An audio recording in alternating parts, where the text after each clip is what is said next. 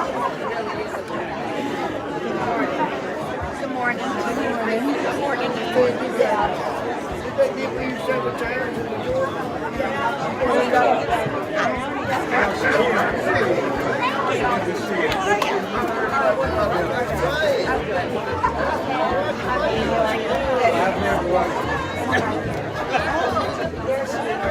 Yep, timer's counting down.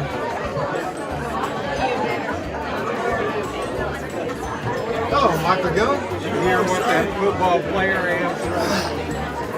When he woke up and said, did we win the game? The doctor said we won the game of life. Yeah, that's right. You won the game of life. That's what he said. But he doesn't have any deficit. It appears they got to see going fast enough. And he's bound to be sore after being resuscitated twice. If he didn't break a rib, it was a miracle. You doing okay?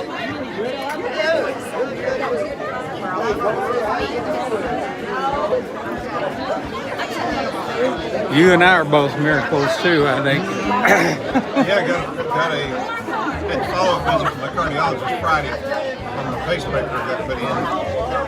They turned it off while I was in there to make sure my heart was still beating. Yeah. That would be the only way my heart worked. Yeah. They turned it off and my rate dropped to 40 instantly. Oh, really? Which is why we put it in the first place. Yeah. But it's maintaining 60. It doesn't drop below 60. Mm-hmm. I see my oncologist in a couple of weeks, and week after next I have a CAT scan. So we'll hope that one looks as good as the last one. Hello. Check for Chuck. Check for Chuck. He's not here. There we go. He's good.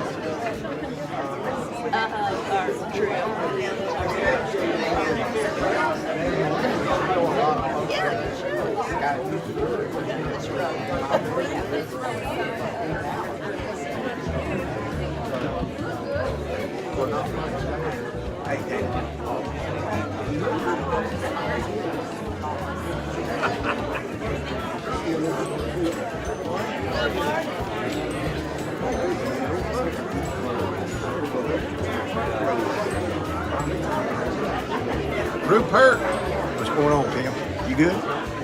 Yeah, I'm doing really good today.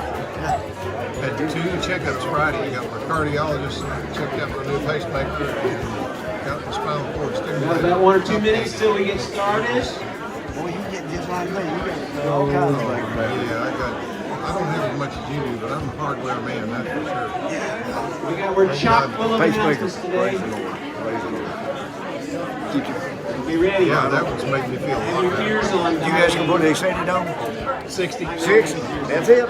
And then Wear Friday at the yours visit, and he wears they blind. turned it off. And my rate dropped to 40 when I was 60. So it's definitely working. Oh, yeah. Yeah, you keep it up there. Yeah, I got it the same way. It was low, I'd get lightheaded. I never got lightheaded, but I was very weak. And then just, I'd pass out. real funky. I didn't have any. Don't get up and go. No, he's all.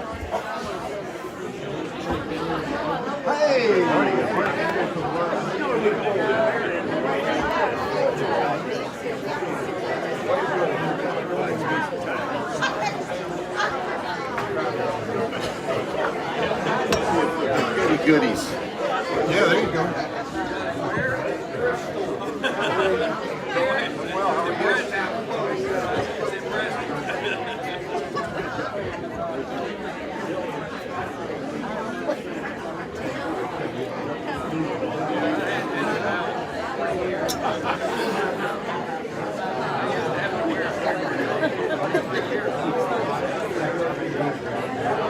Hey.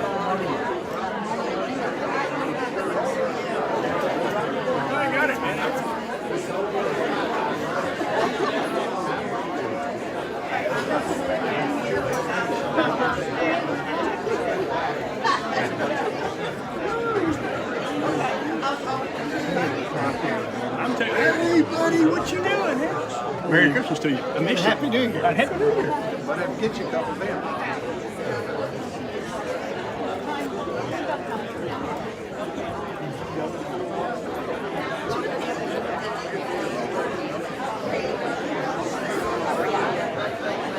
Okay, Lakeside class, we're gonna get started because we got lots and lots of stuff and things to talk about, to do. So, where am I? Oh, here I am. So, termite walks into a bar, Suzanne. Yeah. A termite walks into a bar and says, "Is the bartender here?"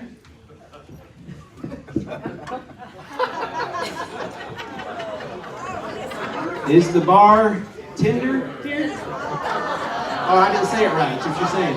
Vera, you have the look. What does that mean? Is the bartender? He's a termite, see, and he eats wood.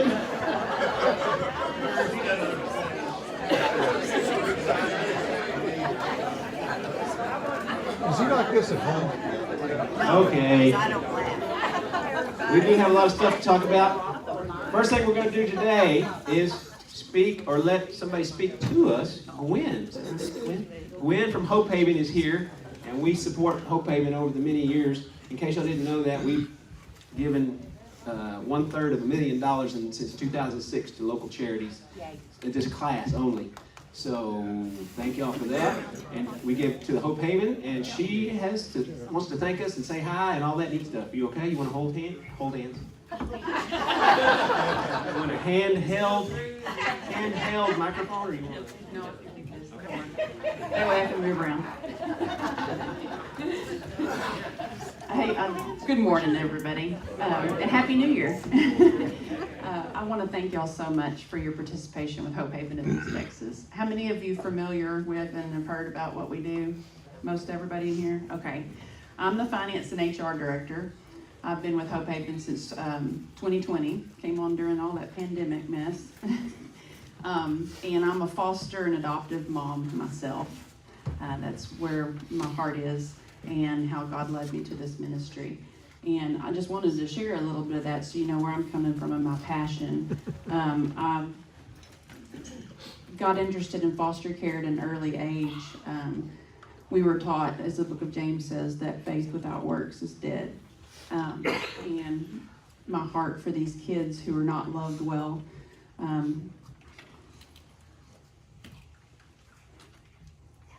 Sorry, I get emotional sometimes. My husband was not on board with me when I brought that idea to him, and then God sent him on a mission trip to Mexico where he visited an orphanage. And when he came back from that trip, he said, "Where do we sign up?" So God has a way of doing some work in people's hearts. Hope Haven is in a season of extreme growth right now. We started with one house with 16 beds, helping girls aged 13 to 17. And since we opened in 2018, we have had a partnership with another church in the Tyler area who had a parsonage home that they were no longer using, gave that to us to use for girls aging out of foster care. I have a girl living with me right now that I met through Hope Haven who has recently been approved to move into our supervised independent living home that Southern Oaks gave to us, and she will be there until she can turn 22 and learn some life skills and job skills and how to take care of herself. And then this past month, we opened up our emergency shelter in Gladewater, and that serves girls 5 to 17 who need a temporary place to stay until they can find a more permanent foster home or a relative placement or something like that. And so as we move forward in this next year, we're going to be opening up a child placement agency where we will be recruiting and training therapeutic foster homes for these children. Older children are the hardest ones to place, and so we want to prepare families to be able to care for these girls and boys. And when it's a placement agency, we'll be taking boys too. And then also bring in therapy services for these families and children. And so we ask for your prayer and your support for this, because therapy services are few and far between in this area. All the children, when they come into foster care, are placed on Medicaid, and finding Medicaid providers is very difficult, so we're going to bring that in-house, so we have those therapy services available for them. So some of the needs that we have coming up for this new year is God did lead us to a building. We're moving our office to this new building in downtown Tyler. To be able to have this placement agency and the therapy services. So we have needs there for just furnishings, for therapy toys and supplies for this. We also, because we have the shelter in Gladewater, we're going to be needing a vehicle. We have one vehicle, but we'll be needing a second vehicle for transportation to get these girls back and forth. And then just if you know people who have a heart for this kind of ministry, we need staff. As we grow, we're going to need different positions filled, therapies, case managers, human resources. While I do finance and HR, it's doubled since I've been there, and it's way more than I can handle as one person right now. So looking for some help with that. And then just smaller things that we need throughout the year. Miss Bryn, she's been in the home and participates with the girls, but we have things like a funny money closet where the girls can earn fake money for different things that they do in the house, and then they can buy items. They're in this little funny money closet. Things like makeup, jewelry, toys, just different things like that, books and stuff. And I was trying to think if there's anything other smaller items. But, as the economy, everybody, we're all affected by the inflation and everything that's going on there, but the cost of caring for these girls has, of course, gone up. And while we do get a state stipend as part of the funding for caring for these girls, that doesn't even cover the salaries to keep the people for the ministry. So everything beyond that is donor participation. So our groceries, our utilities, the insurance that we have to carry, all of the things that go into this ministry come from donor support. So does anybody have any questions for me? The help that you need, positions filled, are they paid positions or volunteer? Both. Yeah. Yeah, we do have paid positions in the office, the staff, the case management, human resources, those things will be paid positions. One of the things we use volunteers for, like Miss Bryn, she can tell you all about it. She actually comes in and will transport the girls, be with them for a doctor's appointment, or maybe take them to a family visit, or other events or activities that we do with the girls. We try to give them as much normal life that a teenage girl would have. So take them to the movies one night, take them skating. Anybody up for skating in here? Once upon a time. Yeah, you better look around. Those kinds of activities for the girls.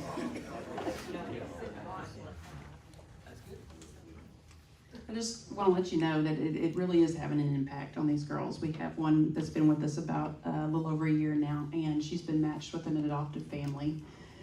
She came to us and was a pretty tough cookie at first. She had some issues, and she stayed with us for a little while, left, and then came back.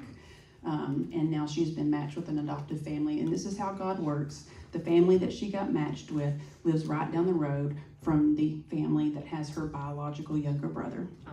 And so she will get to be with part of her family as well. So God's good. Can I just say one quick thing?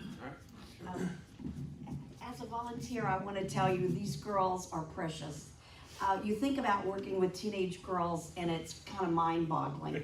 But I recently just had a birthday, and every one of these girls wrote me the most precious note. I mean, as I was reading these notes, I sat there and cried. They are just wanting to be loved. If you are interested in volunteering, if you would like to go out there with me sometime and play games, I would be more than happy to give you any information that you need, because these girls would enjoy your visit if you want to come.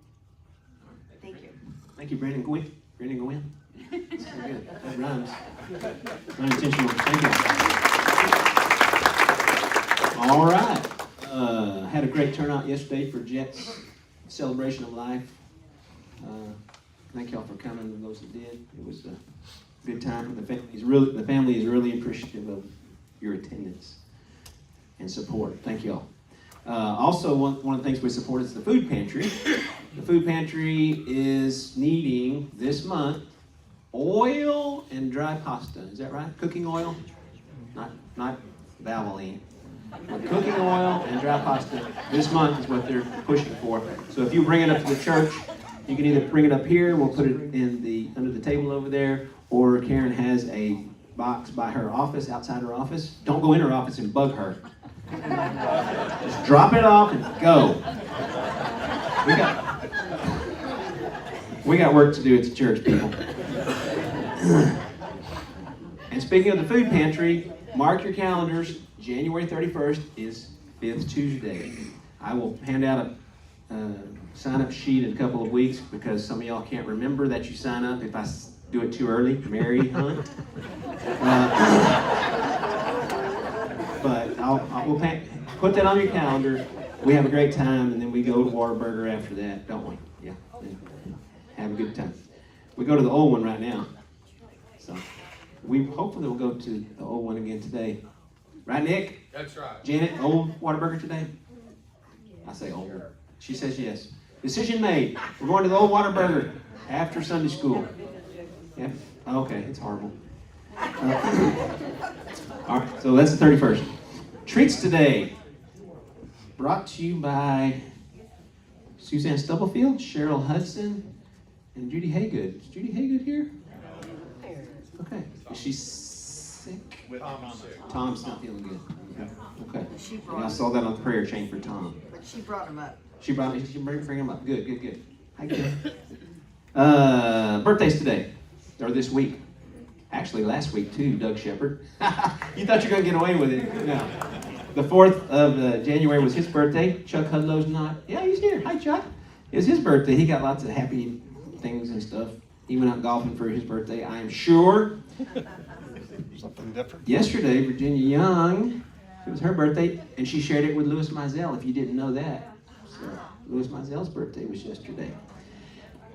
I'm going to skip today and come back to it. Kim Youngman is the 9th. Roger Dennison and Bill Johnston is the 10th. Betty Dixon, 11th. And Sue Adams is the 12th. Is that right, Sue? Where's she? 12th? Good. Today's birthday is brought to you by the letters V and T. Connie. Vera Tirio's birthday today. Happy birthday to you. Happy birthday to you. Happy birthday, dear Vera. Happy birthday to you. Anniversaries this week. We got Bob and Sharon Curtis was last week on the 3rd. They celebrated in Texas Tech things, guns up, all that stuff. They're a little over the top, sort of like the Fortenberrys with this guns up stuff. And then Mike and Darlene Young's anniversaries this week, the 14th. Is that right? 14th? Good. Visitors today, good kind of visitors. Susan and Bill Merrill are back with us. They came to hear, maybe speak. Is that right? Ann and Elliot Boyles are here. They're going to speak, I believe. Beth Pearl, are you? Terry Mize is here. So we got lots of people. Barbara Payne is visiting with us today. That's Barbara. She's going to wave. She lives on Northgate, close to the Greens. 614. Where do y'all live? Huh? Opposite ends. Oh, opposite ends? Okay. She lives on the rich end. Y'all live on the poor end? Okay. Let's see. Did I miss anybody? Okay. Who? Helen, you tried to sneak in without me seeing you. I saw you. They saw you, and then now they told me. Hi.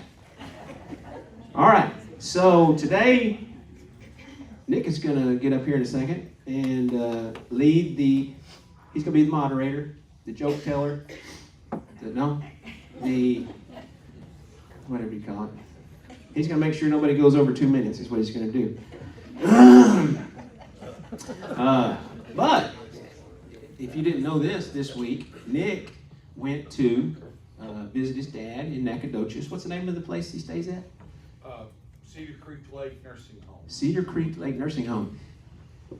And after he visited with his dad, he went to the mental hospital, which is right next door to it. Y'all didn't know that, Cedar Creek Lake Mental Hospital. And so he went into the mental hospital to visit in there and see what's going on. So being the inquisitive person, as most of y'all know, he talks a lot. He asks lots of questions. That's really what he does. So he wanted to find out, he said,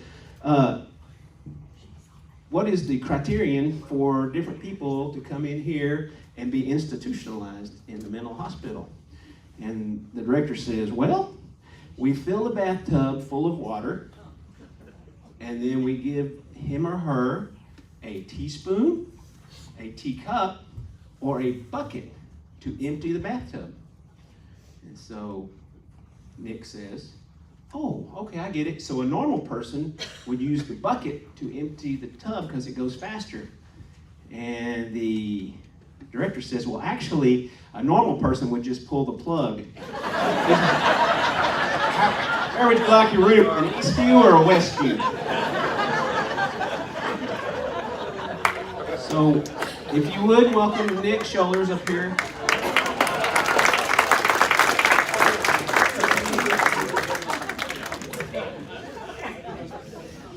Oh my goodness. Oh my goodness. Yeah, I got the suit. David Simmons sold it to me from down at the food pantry. They have a clothes closet down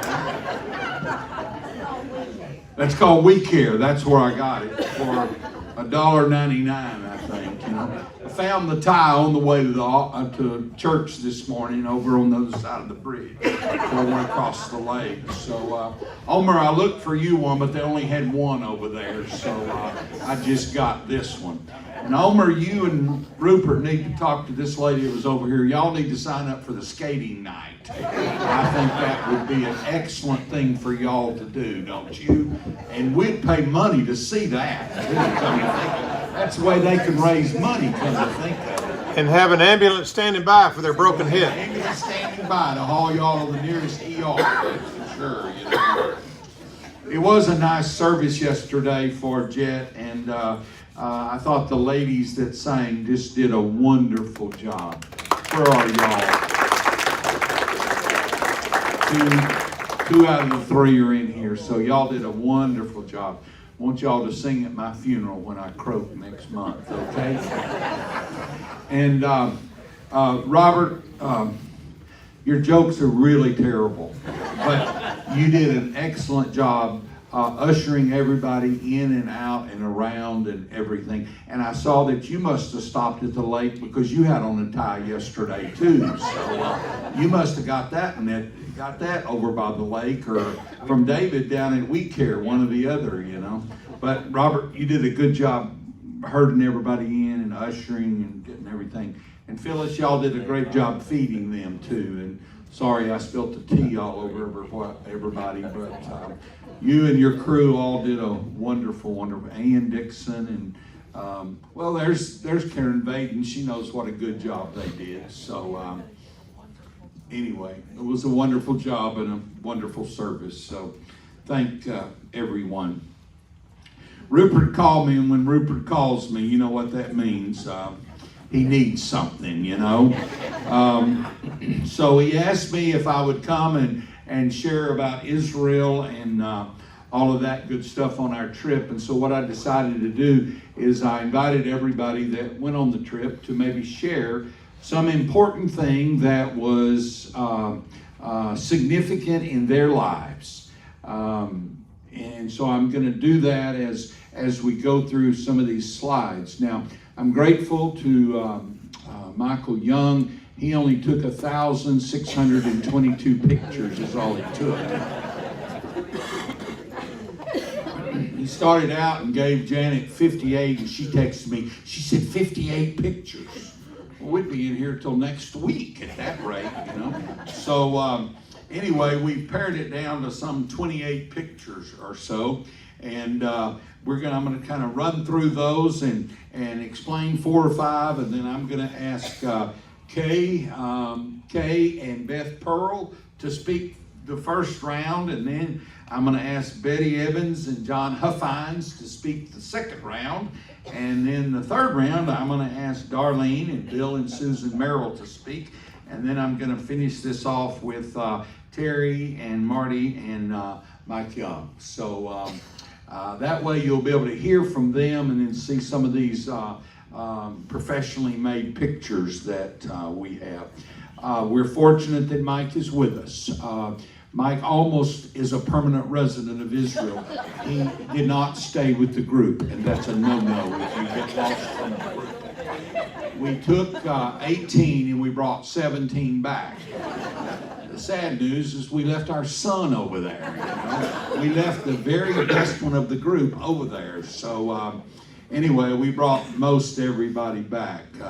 I brought 2 or 3 back, and husband said, I paid you to leave them over there. But they didn't pay me enough, obviously. So, all right. So, Janet, we ready to kind of move here? All right. There is the first picture, and that is in a place called Caesarea Philippi.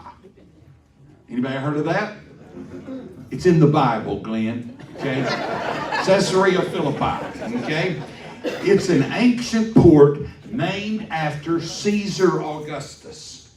And today it's a booming resort town of about 5,000 people live there in that town. But those are the ancient ruins.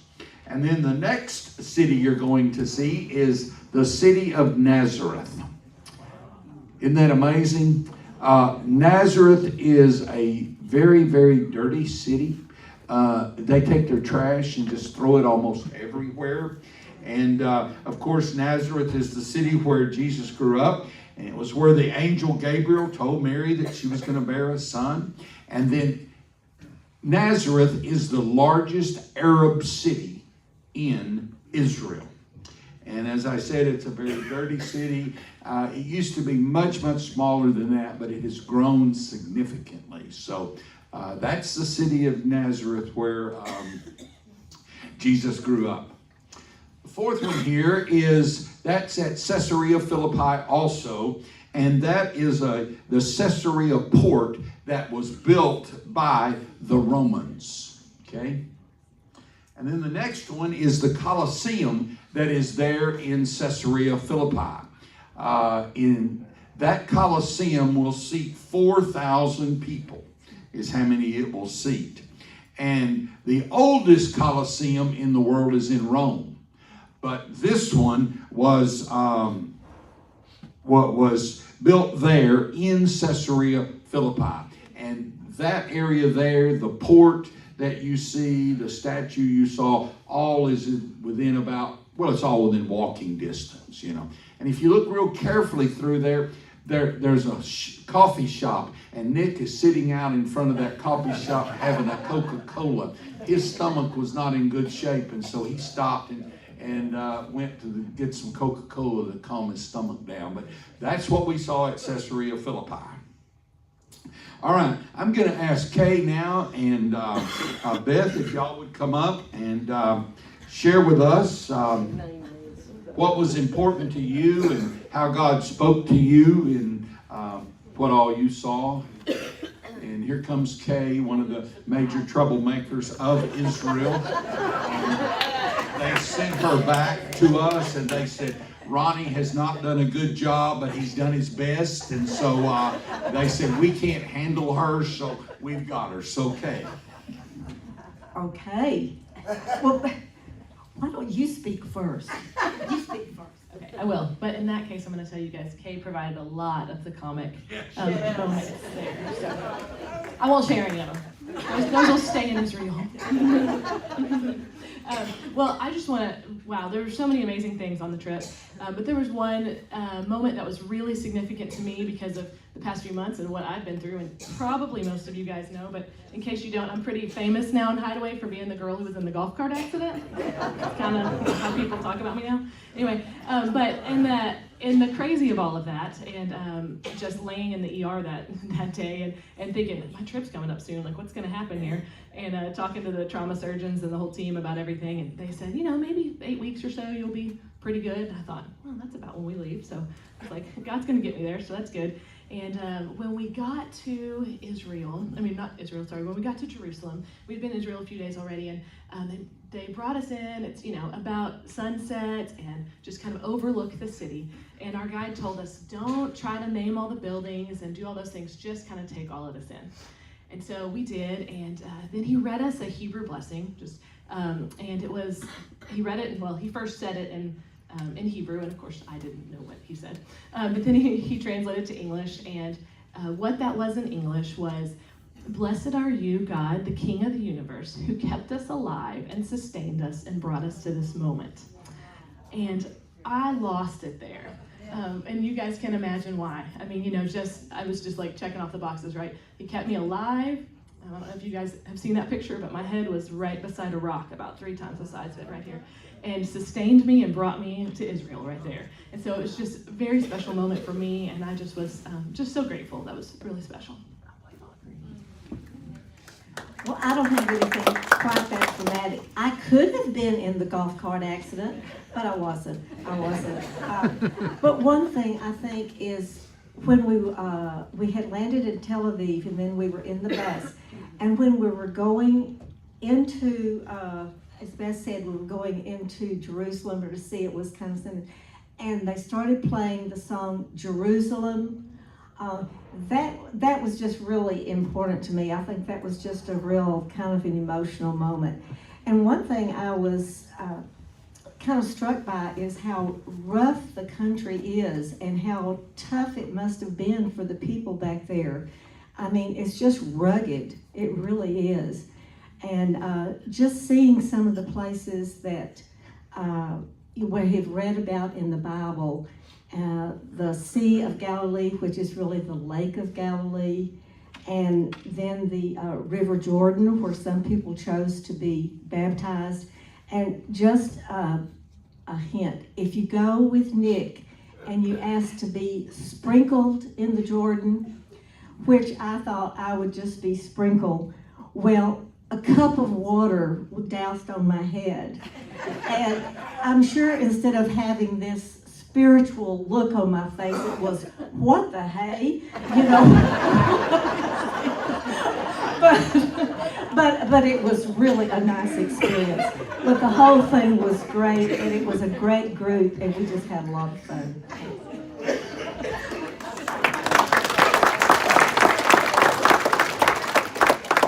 Okay, it takes more water to baptize some than it does others. Ronnie, I owe you money because you paid me money to leave her over there, and I didn't.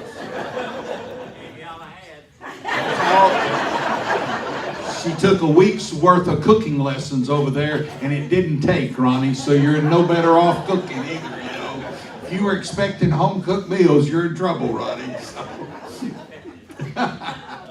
Okay, our next slide I'd like to show is Megiddo.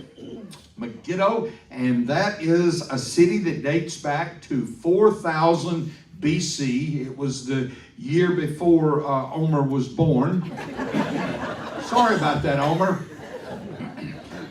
There are 20 different layers of construction of Megiddo, and they have excavated down and they've found 20 different civilizations there in Megiddo.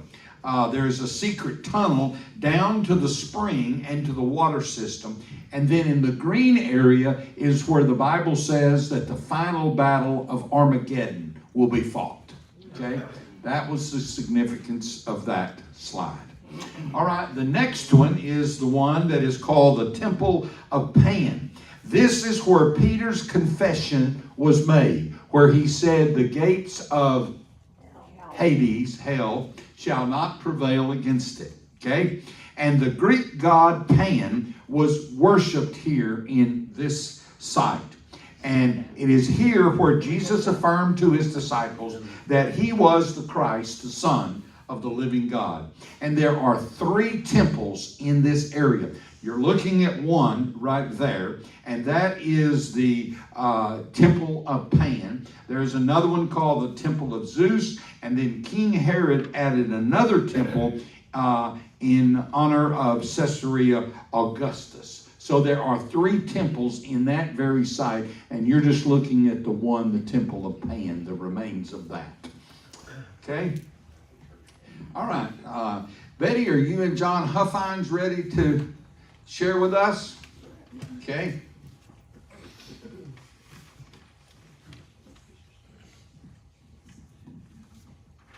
I'll let y'all fight over it. Well, let's give that to him. Okay. Do anything, just be boring to fight. Oh, you're a lot of things, but boring's not one of them. I think there was a church actually built on top of that, wasn't there? That's true. Mike didn't get that picture, man. So talk to the cameraman. I don't know what else to say about this site, but the things that were most important to me, there was a new one every day, every couple of minutes. There was a new thing to look at that was very important, but the one that really stuck out to me was getting baptized in the Jordan. That was to bring honor to the Lord in remembrance of what he did for his father, and that was very special to me. But also looking over the city of, or the Lake of Galilee, that was real important because of so many stories that you have in the Bible that are around there, and that's what I remember most. There was also, Megiddo, and also what's the other one? Masada. Those were very interesting, but those were more intellectual than they were spiritual, to me anyway. So, and then also when we touched down in Tel Aviv, just looking out the window and looking at my first sight of Israel, and I could tell that it was really a land of milk and honey. It was that you could tell that the northern half really had so much fertile ground that they were using to feed everybody, and then the southern half of Israel was just a desert, and so that's what really stuck out to me on our trip. I hate speaking. You probably picked the worst 2 to speak because John and I are not big speakers, but I enjoyed you so much. In the mornings, we always got up a little earlier than everybody else and ended up having coffee. And I've really got to know John and appreciate it. Yeah. But I went to Israel because my mom always said she wanted to go to the Holy Land. And it always kept me interested about the Holy Land. So I went in on the trip with the expectation of a great spiritual pilgrimage, and it was, but it wasn't quite what my expectations were, in that I guess I expected to hear angels, and I don't really know what you see all these movies, the nativity and all this, but it was not quite what I expected, but very moving towards the end. I was a tourist in the beginning because you're running in like a Keystone Cops movie. Look at this, look at that, when you try and take all this in. And that was interesting, but not what I thought I was going to feel here. Is that making sense to some of my group? So I was seeing these beautiful Church of the Sepulchre that the Crusaders came in, and the Catholics have come in, and they built this beautiful ornate temples. Well, that don't work for me. And there's Christ still hung on the cross. That certainly doesn't work for me. Let's take him down. And I hope I'm not offending anybody with that, but this is my personal thoughts on it. And so I kind of was a little disappointed in that, because I think of Christ, he was a simple man. He was a modest person, is what I've come to understand. So what really came to me was that the last day when we went to the tomb. And here is this just rock cave with a trough in front of it where the stone could be rolled. And we went inside and they allowed us 2 by 2. And we weren't even accompanied by a guide, so we could do our own, how we felt, our own looking around. And here's this cold stone floor that is niched so that 3 bodies could have been in it.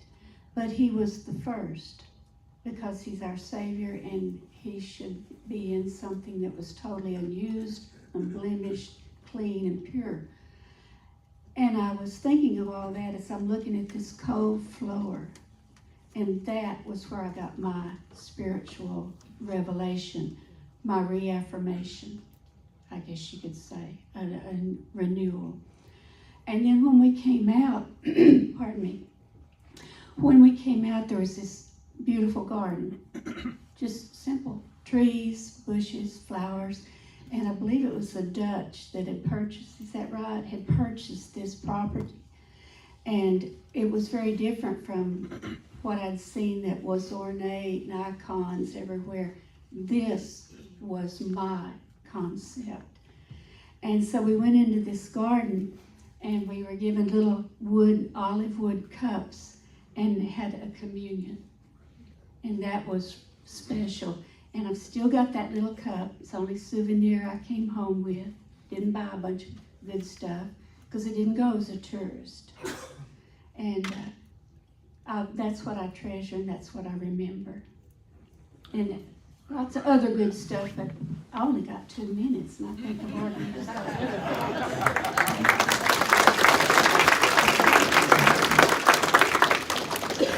On the way home, Betty got lost in the airport. She was bringing home some contraband. It was called honey, I think, if I'm not mistaken.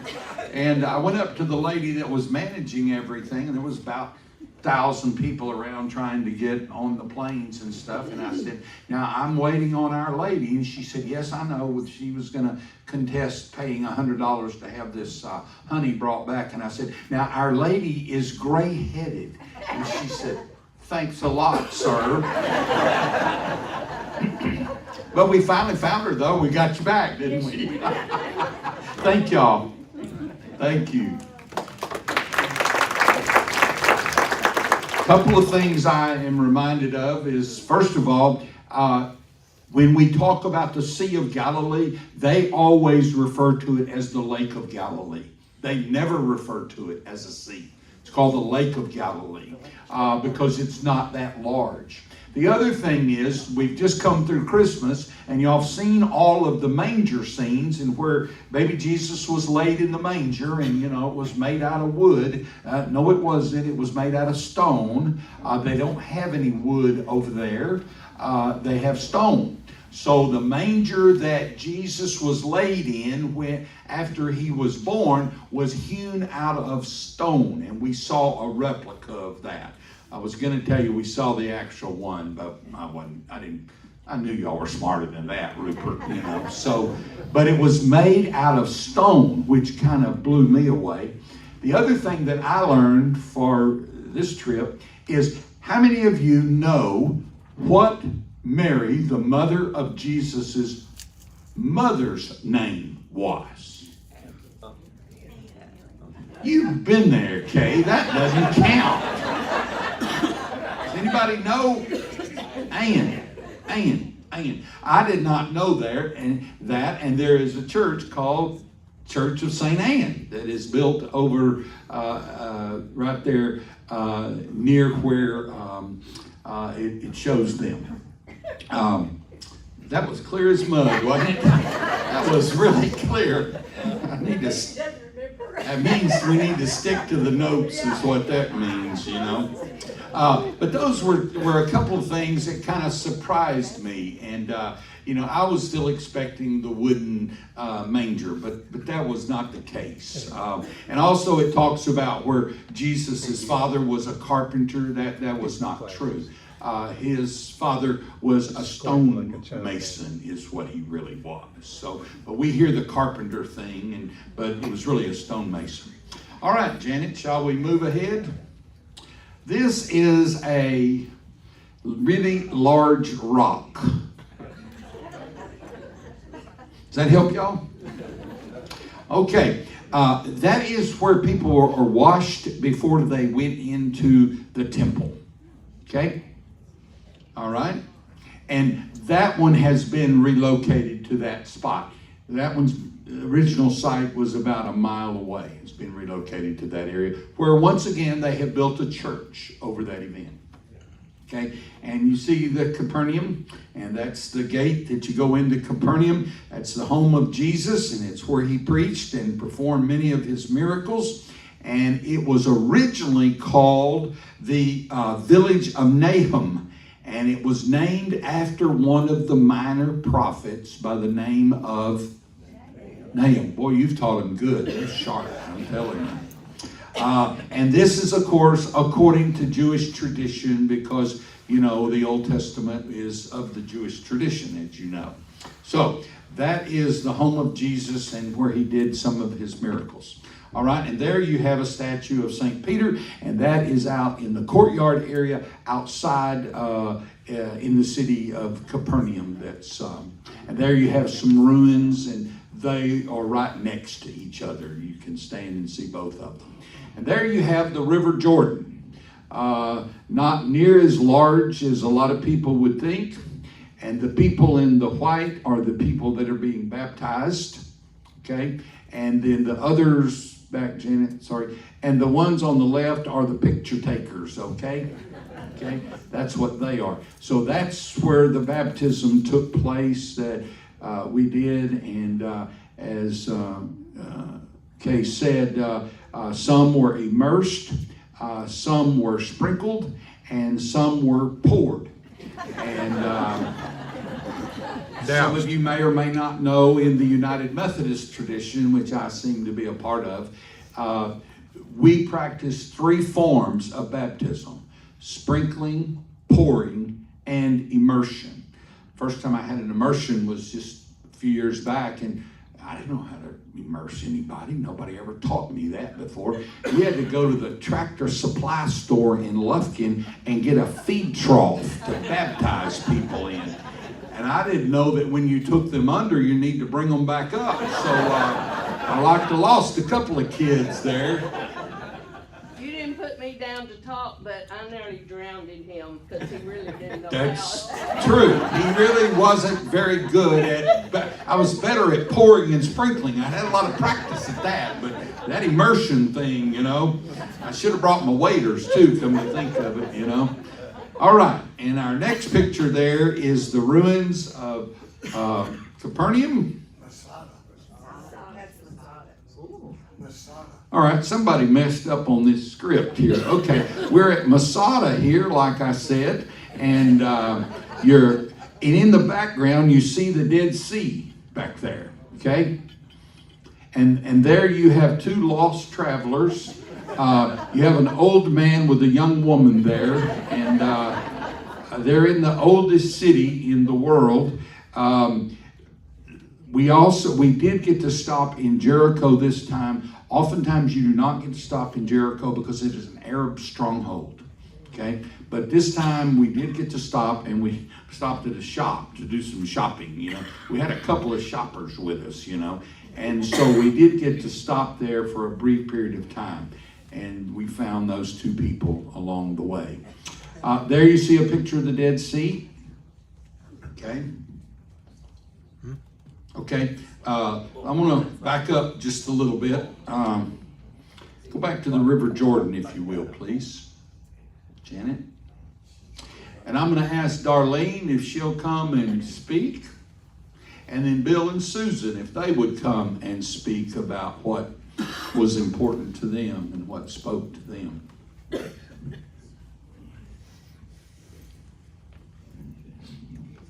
Y'all can fight over who's first. I guess I'll go first since I'm up here. I don't guarantee I won't cry. Darlene and I were the criers on the trip. It seemed like every place we went was such a spiritual moment that Darlene and I would just burst into tears. My first one was the day that we did Galilee, the Sea of Galilee. And we started out at the Pan Temple, and then we went to the Mount of the Beatitudes. And this was the first real crying moment. And Darlene and Marty and I, and I'm not sure who else, we all went into this temple. Now, the Mount of Beatitudes is where they think the Sermon on the Mount occurred. And the Orthodox Church has built a gorgeous temple there. And it looks right out onto the Sea of Galilee. And so we went into the temple, and we were starting to look around, and all of a sudden this young man came in, and he was videoing himself on his iPhone, had it out here, and all of a sudden he started singing Amazing Grace. And it just echoed in the temple, if you know the way they build their temples with those arches and all. And so we all tried to sing with him, but we couldn't because we were all crying. And I knew this would happen. But anyway, so that was my first real experience with, gosh, I'm here. And he did the Sermon on the Mount here. You know, that was amazing. And then the next day we went, and all three of us got baptized, but I'll let them talk about it because they both got dunked and I got sprinkled. But I did want to say something about Nick, because Nick did not pay me to say this, but we all think of Nick as being, you know, the jovial minister, the happy, the jokester, always asking everybody questions, always wanting to know about everybody. Nick did a phenomenal job. He did a sermon in the Garden of Gethsemane. That was wonderful. Baptizing all of us and preparing for that, preparing every day to do scriptures at every place we were, and then serving communion to us at the tomb. I mean, he did a phenomenal job. So if you think of Nick as just the jokester, you need to start thinking of him as the minister, because that's what he was.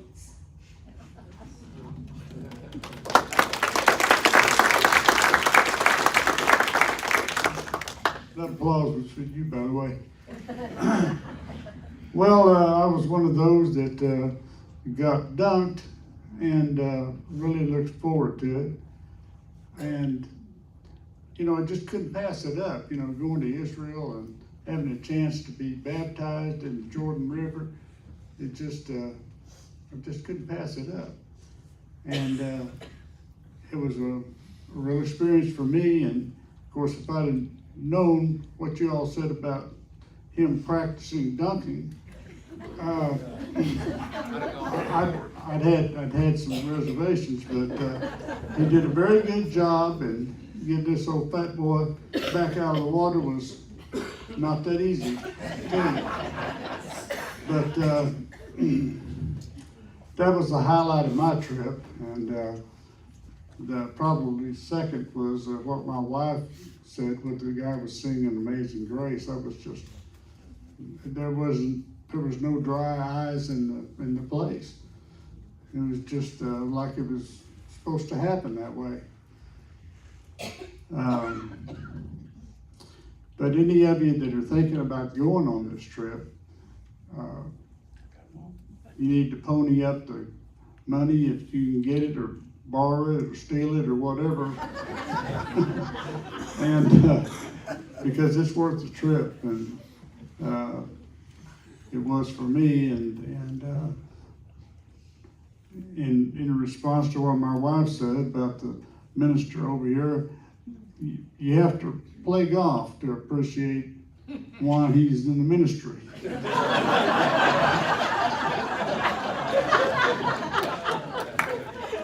But seriously, this was a very wonderful trip, and I'll remember it daily.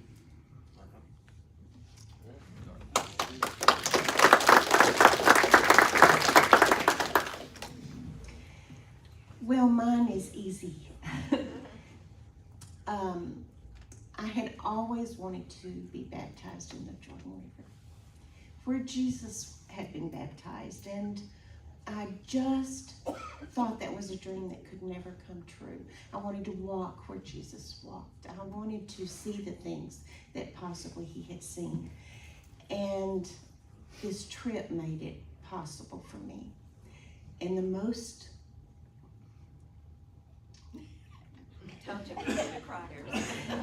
the most amazing thing for me was the baptism. I started on the bus and I was so excited and so anxious. I was having a hard time talking or engaging. And we became like our guide called us a community. So we became a family. And it was just an excitement of being there that I could not even explain. When you walk in, I was a little disappointed because there's a lot of commercialism where you go in and you get your little white robe that you're going to wear in the water, and you can rent a towel and all of that. But you walk beyond that, and it is a beautiful river that you saw just up the road that was about 1 foot wide and about 2 inches of water. And I thought, am I going to be baptized in that? How am I going to be dunked in that? But you get there, and that is a beautiful area, treed. And I was waiting my turn. And Nick gave this beautiful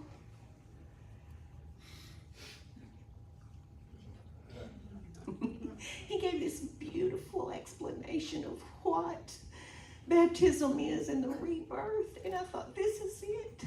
This is what I've waited my life to come and see, to come and feel, to come experience myself.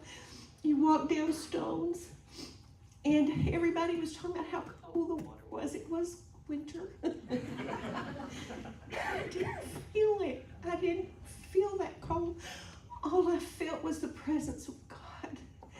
And I got down there, and Nick immersed me, dunked me.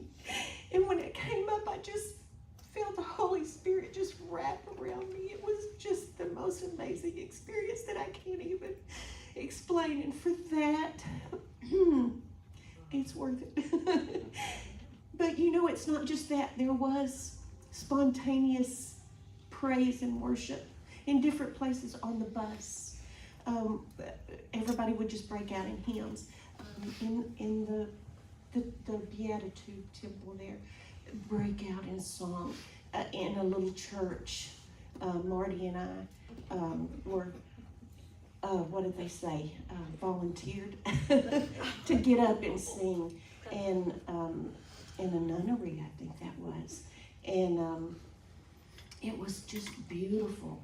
And when we took a boat trip out on the Sea of Galilee, the Lake of Galilee, we just broke out in song and praise and worship. So no, it wasn't a tourist thing. It wasn't a travel thing or a trip thing. It was a pilgrimage, a spiritual pilgrimage, which was worth everything. You should do it.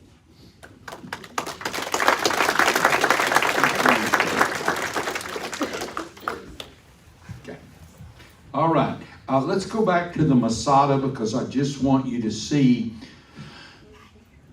Back up just a little bit, if you don't mind, Janet. Let's pay him. Masada is the remains of a large Second Temple fortress in the Judean desert. It's 450 meters above the Dead Sea. And you remember the Dead Sea is the lowest place on earth. And it was built by Jonathan the Heshmonan. Okay? And then Herod came later and built more buildings. And it's the strongest fortress in Judea. There you see Masada. And then you see the Dead Sea in the background. And the Dead Sea is the lowest place on earth. Let's quickly move to the Qumran caves. Okay. Qumran Qumran Caves is where the Dead Sea Scrolls were found, and there's the picture of it right there. There were a number of caves, but that's where some of the scripture was found, especially some of the minor prophets, and those are called the Qumran Caves. Now I'm going to ask Ann and Sylvia if they will share a moment or two. Ann needs no introduction. Ann and his mother and my mother started first grade together. So we rode to school together in a carpool when we were in the 3rd grade. That's how how young we are. All right, Sylvia. I said mine a while ago, but it was an experience, just could not. And the Garden of Gethsemane, oh, it was so peaceful. He told us to find a place that we could get off by ourselves, and it's just so many things. There's not one that you can just really pick out, except this group. We will be joined from now on, that we had so much connection to each other, not knowing each other that much before we left, but we are a community now. Okay, I cannot remember life without Nick Scholars, just so everyone knows. But to have, he gritched and carried on when we were kids like nobody's business. It was very special for me to be baptized in the Jordan River, even though true Methodist style, I was sprinkled, but to have Nick do that was very special. I had the same emotion with that I had when I was 11 years old in the Methodist Church in Murchison, Texas, and wild horses couldn't keep me in my pew. I was led to the front to be saved by Jesus. So I had the very same emotional experience. There were many emotional experiences. I still don't know who was responsible for the song Jerusalem that was played on our bus's speaker system. If it was Nick, thank you. If it was Mishi, it was wonderful. But the sunset trip into Jerusalem was overwhelming. It brought me to tears. I cried more in that 10 or 11 days than I have in the last 10 or 11 years, probably. And it would just overcome you. It just came from nowhere. Some of the highlights was my baptism, the entrance into Jerusalem, the birthplace of Jesus. That was amazing. And our guide was different in Bethlehem to see the birthplace, because our guide, the guide that we were with the whole time, could not go into Bethlehem because it was dangerous for his life. He would be killed if he went into Bethlehem. That had never crossed my mind. Being at the tomb, being able to see where Jesus was laid, seeing and touching the stone where Jesus was cleansed after his crucifixion was also heartful for me. Some surprises was the fact that Mishi, our guide, couldn't go into Bethlehem without his life being taken. A disappointment was to find that a bus station had been built over the crucifixion site. How dare they? I mean, that was just wrong on so many levels in my mind. Another disappointment was to find out that the second hotel we were in had no air conditioning the first night. So I gave them the what for and told them there would be 10 empty rooms the next night if we didn't have air. Nick witnessed it. The best food that I had was French fries and sorbet. Does that tell you anything? The most comical thing that happened to me while I was there was I spent most of the time with my Apple Watch duct taped because the whole top lifted off and my sister dug out some duct tape. Who takes duct tape on a trip to Israel? The most embarrassing moment for me was throwing up all over our brand new tour bus after my motion sickness got the best of me, and then the bus driver offered to pay my way back to the hotel so I wouldn't be with him the rest of the day. It cost me $50 to get back. The Best Nurse Award goes to our very own Kay. She had her doctor kit with her, and she took care of me like I was at the hospital. It was wonderful. Thank you for having me. Thank you for allowing me to infringe on this nice group.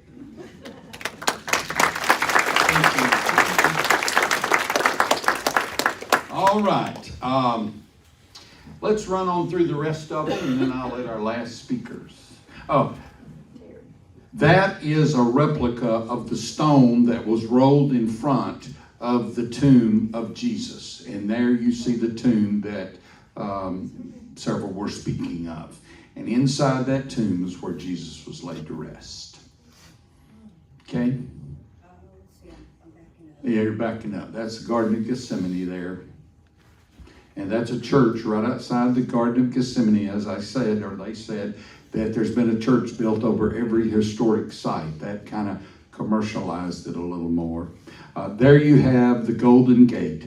That is the gate that was closed many years ago and will not be opened again until Jesus comes again in final victory. It's also called the Beautiful Gate and the Mercy Gate. That's a church that's built out in the wilderness in Bethlehem, and you remember the shepherds were keeping watch over their flock by night in the wilderness. That was the wilderness area, and then they built a church over it. That's the Wailing Wall, and that's the western wall of the original temple in the old city of Jerusalem, and I loved it. The men prayed on the left, and the women prayed on the right. And there were a lot more men praying than there were women praying. Okay, and there are two renegades that are with the guide that was with us, and those people did come back, I think. There are some hungry travelers who've never eaten before in their lives, and they're wolfing down pizza like it's the last thing to eat. Behind them are all of the olive carvings that came from the olive factory. And there are 3 people using the restroom. Those were your restrooms about 300 BC, shall I say, you know. Not modern by any means. And there's our illustrious group. And when you see the one on the right in black, I've always been told that black makes you look thinner. Don't believe that. That didn't work for me. Now I'd like to ask Marty and Terry if they would come and sort of wrap us up. Okay? And I also want to thank Beth for helping me find all those scriptures that I got credit for. And I'd like to thank Reverend Dr. Google for assisting us in that too. Well, you can tell we had a great time. I love to travel. I love to travel for many reasons, but this trip, it's the trip that keeps on giving. So since we've been back, I cannot get enough reading of the scripture. And that came from this guy right here and from the Holy Spirit following us through this whole trip that was a blessing. We just kept saying, we were blessed again today. We were blessed again today. And just each day had its blessing. Traveling with these, you can tell we're just a family now. We were not when we first started off, probably, but it happened. Mishi was a wonderful guide. He has guided our presidents when they've gone to Israel.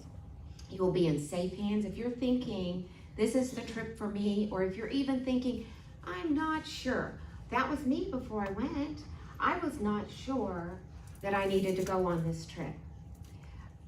I'm frugal with my money for one reason, and I just wasn't sure I wanted to go to a desert for a vacation. Well, I'm going to change your mind right now. You do need to go. And don't worry about the money, because it keeps on giving when you give back. You're going to be hungry for your scripture.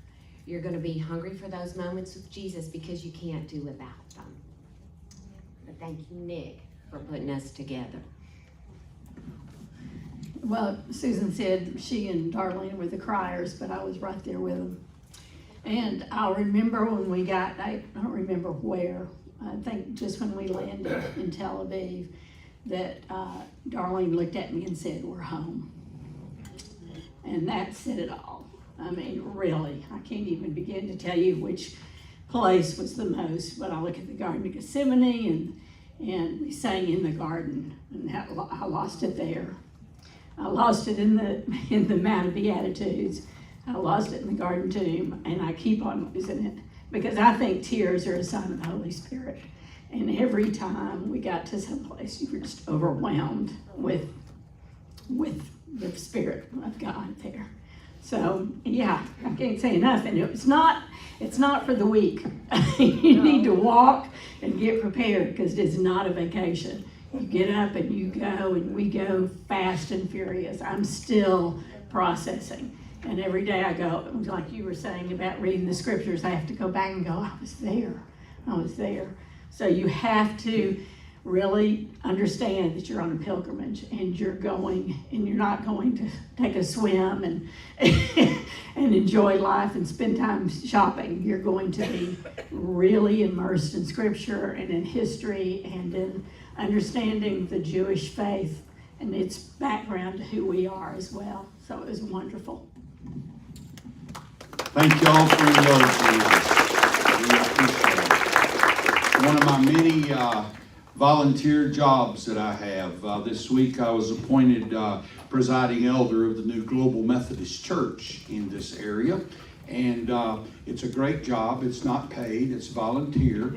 And this trip to Israel and the things I do there are volunteer also. And David Simmons was very correct when he told me, he said, "Nick, I think 3 things about volunteer jobs." I said, "What's that, David?" "It's stupid, stupid, stupid." I agree. Thanks, Rupert, for your time. All right, we're going to go ahead and close, because we got to get to second service. Some have to get to second service, so we're going to close with prayer. Also heard from Bonnie that Conrad is having a malignant melanoma taken off his face tomorrow. So pray for him. He's in rehab right now from stroke. So y'all pray for him especially. Lord, thank you for this day. Thank you for the great witness that you presented to us today through this group and this family. Just bless this family. Continue to bless them, bless us through them, and continue blessing this entire class. Lord, we had 144 today, and just continues to overwhelm us and amaze us. Be with us as we go throughout our day and week. Bless the second service. We ask these things.